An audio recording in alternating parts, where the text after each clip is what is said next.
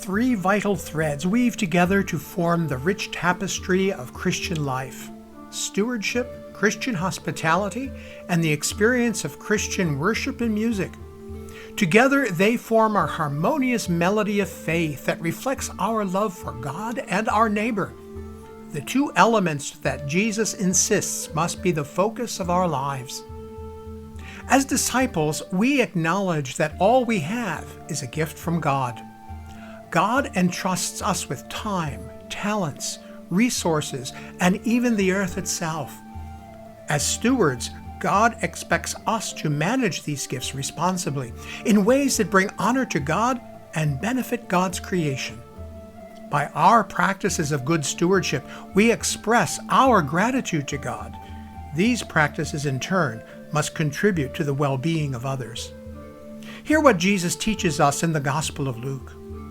From everyone who has been given much, much will be demanded.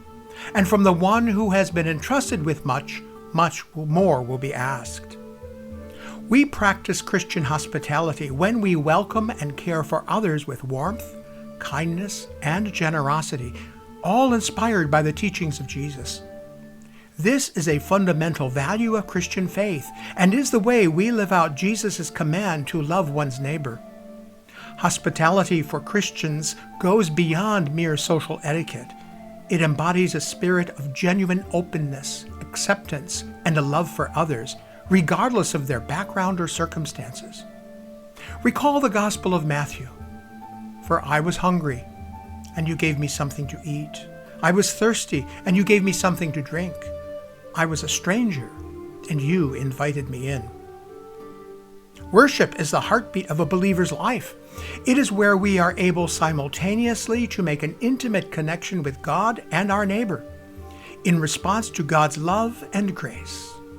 Music, with its melodies and lyrics, elevates that worship and empowers us to express our deepest emotions and enables us to express our faith in ways that mere words cannot.